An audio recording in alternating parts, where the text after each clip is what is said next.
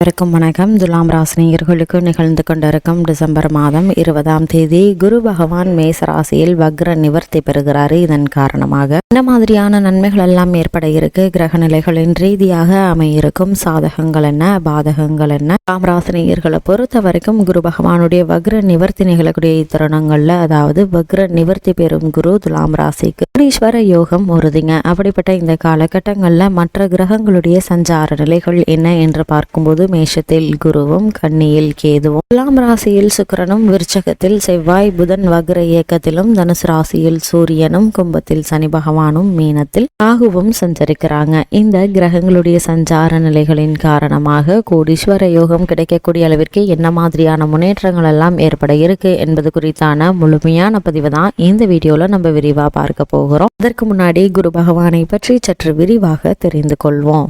இந்திரன் உட்பட 30 முக்கோடி தேவர்களுக்கும் ரிஷிகளுக்கும் குருவாக விளங்குவதால் பிரகஸ்பதி என பூஜிக்கப்படும் குரு பகவான் நவகிரகங்களில் நாயகன் என போற்றப்படும் சூரியனுக்கும் ஆச்சாரியனாக திகழ்பவர். ஜாதகத்தில் தான் இருக்கும் ராசியிலிருந்து 5, 7, 9ஆம் ராசிகளை தன் சுப பார்வையினால் தோஷங்களை போக்கும் கருணையும் சக்தியும் பெற்றவர் குரு பகவான் தாங்க. இவர வியாழன், பிரகஸ்பதி, பொன்னன் என்ற பல பெயர்களும் இவருக்கு உண்டு. அதிசாரம், வக்ரம் ஆகியவற்றால் பாதிக்கப்படாத கிரகம் இவர் மட்டும்தான்.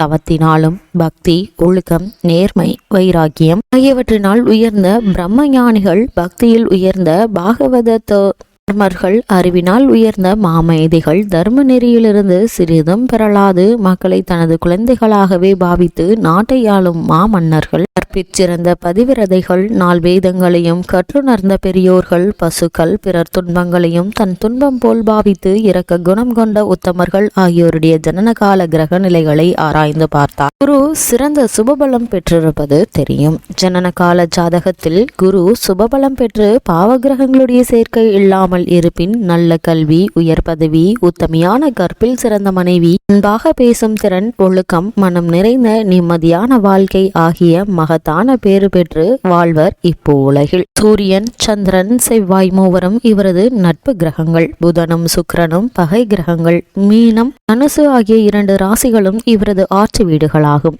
கடகம் இவரது உச்ச ராசியாகும். மகரம் நீச்ச ராசி. ஜாதகத்தில் குரு உச்சபலம் பெற்று அவரது தசையும் வந்தால் அந்தந்த வயதிற்கும் காலத்திற்கும் ஏற்ப நற்பலன்களை வாரி வழங்கக்கூடியவர். ஒருவருடைய ஜாதகத்தில் குரு பகவான் ஜாதகத்தில் பூர்வ புண்ணிய ராசியான 5ஆம் இடத்தில் சுபபலம் பெற்றிருந்தாலும் பார்வையால் பார்த்தாலும் அவரது தசை வரும்போது மகான்களுடைய தரிசனமும் கங்காஸ்தான பாக்கியமும் புண்ணிய தலங்கள் தரிசனம் ஆகியவை கிடைக்குங்க. தெய்வீக பெருமை பெற்ற குரு பகவானுடைய பிரதிதேவதை சதுர்முக பிரம்மா. வியாழக்கிழமைகள் திருக்கோவில் ஒன்றிலோ அல்லது வீட்டின் பூஜை அறையிலேயோ தவறாது தினமும் நெய் தீபம் ஏற்றி வைத்து அவரை வழிபடும் போது எண்ணற்ற நன்மைகள் ஏற்படுங்க. இப்படிப்பட்ட குரு பகவான் ஒரு ராசியை கடப்பதற்கு சுமார் 12 மாதங்களை எடுத்துக்கொள்வார். ஒவ்வொரு ஆண்டும் இவர் ஒவ்வொரு புனித நதிகள் இருப்பதாக புராணங்கள் கூறப்பட்டுள்ளது. ஒரு நதியுடன் குரு பகவான் இணையும் அந்த 1 வருட காலம் அந்த நதியினுடைய புஷ்கரம், புண்ணிய காலம் என புராதன நூல்கள் விவரிக்குது. இவற்றில் புனித நதிகளான கங்கை, யமுனை, சரஸ்வதி ஒன்று சேரும் தியாக கஷேத்திரத்தில் குரு இணையும் புஷ்கர விழா உலக பிரசித்தி பெற்றது. இந்த ஆண்டில் கங்கா நதியில் குரு சேர்வதால் கங்கா புஷ்கரம் என அழைக்கப்படுகிறது. புஷ்கரம் புண்ணிய காலத்தில் அந்த குறிப்பிட்ட புண்ணிய நதியில் புனித நீராடுவது பல பிறவிகளிலாலும் உடலாலும் உள்ளத்தாலும் அறிந்தும் அறியாமலும் சந்தர்ப்ப சூழ்நிலையினாலும் செய்துள்ள கொடிய பாவங்களுக்கும் கூட சூரியனை கண்ட பனி போல் அந்த வினாடியே நீங்கிவிடும் என தர்மசாஸ்திர நூல்கள் அறிவுறுத்தியிருக்கு. இப்படிப்பட்ட குரு பகவான் நிகழ்ந்து கொண்டிருக்கும் டிசம்பர் மாதம் 20ஆம் தேதி வக்ர நிவர்த்தி பெற்று மேசராசியில், அதாவது சமபலம் கொண்ட செவ்வாயினுடைய ஆட்சி வீடான மேசராசியில் சஞ்சரிக்க இருக்காரு. அது மட்டுமில்லாமல் பிறவிகளிலேயே மிக சிறந்த பிறவி மானிட பிறவி. அரிது மானிடராய் பிறத்தல் அரிது என்று சொல்லப்படும் இந்த மானிட பிறவியை மதிப்புள்ள பிறவியாக மாற்றக்கூடியவர் குரு பகவான். குரு பார்க்க கோடி நிவர்த்தி என்கின்ற பழமொழியும், குரு பார்த்தால் குபேரனாவான் என்கின்ற பழமொழியும் சிந்தித்து பார்த்தால் குருவினுடைய பெருமையை நம்மால் அறிய முடியும். ஜீவன உற்பத்திக்கு குருதான் காரணமாக இருக்கிறார். எனவேதான் ஒருவருக்கு சந்தான விருத்தி ஏற்பட வேண்டும் என்று சொன்னால் குருபலம் இருக்க வேண்டும் என்று ஜோதிட நூல்கள் வலியுறுத்துகின்றன. காலச்சக்கரத்தின் 9வது ராசியான தனுசு ராசியையும் 12வது ராசியான மீன ராசியையும் ஆள்பவர் குரு.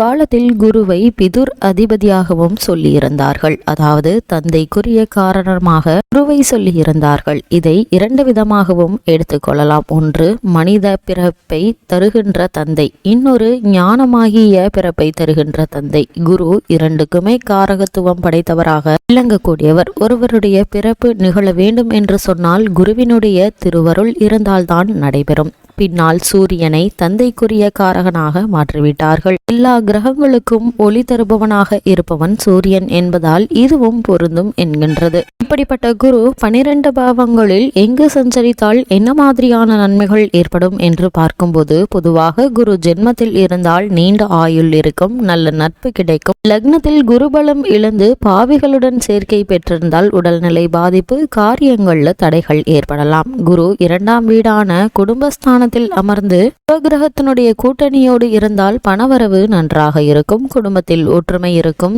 2வது வீட்டில் குரு தனித்து இருந்தாலோ வறுமை வாட்டும். 3ஆம் வீட்டில் குரு இருந்தால் முயற்சியில் வெற்றி கிடைக்கும். 3ஆம் வீட்டில் குரு தனித்திருந்தாலோ இளைய சகோதர தோஷம் ஏற்படும். 4ஆம் வீட்டில் குரு இருந்தால் வசதி வாய்ப்பு கிடைக்கும், செல்வம் செல்வாக்கு அசையா சொத்து யோகம் இருக்கும். 5ஆம் வீட்டில் குரு இருந்தால் நல்ல அறிவாற்றல் ஏற்படும், சிறந்த குடும்ப வாழ்க்கை அமையும்.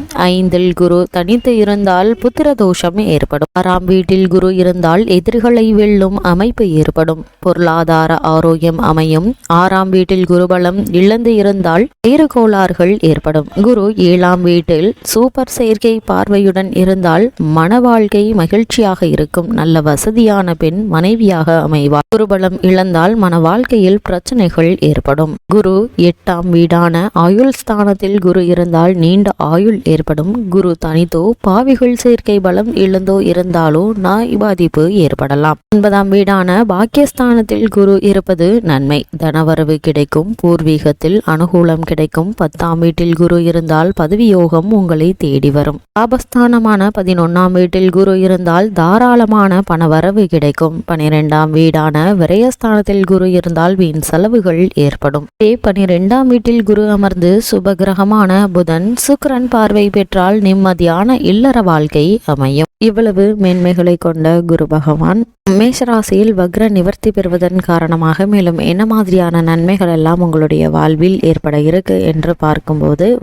துலாம் ராசினியர்களை பொறுத்த வரைக்கும் உங்களுடைய ராசிநாதன் ராசியில் ஆட்சி பெற்று இருப்பது மிக பெரிய நன்மையை தரக்கூடிய ஒரு அமைப்பு என்று தாங்க சொல்ல வேண்டும். அது மட்டும் இல்லாமல் உங்களுடைய ராசிக்கு 2ஆம் இடத்தில் இருந்த சூரியன் 3ஆம் இடத்தில் சஞ்சரிக்கிறாரு. இறுதியில் உங்களுடைய அஷ்டமஸ்தான சனி தோஷம் விலகுதுங்க இன்றைய நாளுட என்பது உங்களுக்கு ஒரு சிறப்பான ஒரு கிரகநிலை என்பதை கிரகநிலைகள் தெளிவாகவும் உறுதியாகவும் எடுத்து காட்டுதுங்க. அதற்கு தோதாக 6இல் ராகு இருக்கிறார், அவர் உங்களுக்கு வெற்றியை தருவாருங்க. எனவே இதுவரை வந்த தடைகள்கள் அனைத்துமே நீங்கி உங்களுடைய முயற்சிகள் அனைத்திற்குமே வெற்றி கிடைக்கக்கூடிய ஒரு தருணமா குரு பகவானுடைய இந்த மேசராசி வக்ர நிவர்த்தி அமைஞ்சிருக்குது. உங்களுடைய வாழ்க்கை புதிய முன்னேற்றத்தை நோக்கி திரும்ப இருக்குதுங்க. இன்றைய நாள்ல புதன் 2ஆம் இடத்தில் இருப்பதாலும் இவர் பாக்கியாதிபதி என்பதாலும் உங்களுடைய நட்புகள் உங்களுக்கு கை கொடுத்து உதவ இருக்குது. புத்திசாலித்தனமும் உங்களுடைய செயல்கள்ல எதிர்கொள்ளிக்க இருக்குதுங்க. ஆறுக்குரியவர் வக்ரகதி பெறுவது எதிர்பாராத நன்மையை தாங்க தரும். அவருடைய பார்வை ராசியில் விழுதுங்க. 2ஆம் இடத்தில் தனக்காரகரான செவ்வாய் ஆட்சி பலம் பெற்று இருக்கிறாரு. எனவே பொருளாதார சிக்கல்கள் ஏற்படுவதற்கான வாய்ப்புகள் இல்லைங்க. ரியல் எஸ்டேட், வீடு மனை தரகு போன்ற சேவைகள் ஆதாயமாக இருக்குங்க. அந்த முயற்சிகளை மேற்கொண்டு வரும் துலாம் ராசினருக்கு லாபம் நிறைந்த ஒரு காலகட்டமாக இந்த காலகட்டம் அமைஞ்சிருக்குது. துலாம் ராசினியர்களை பொறுத்த வரைக்கும் குரு பகவானுடைய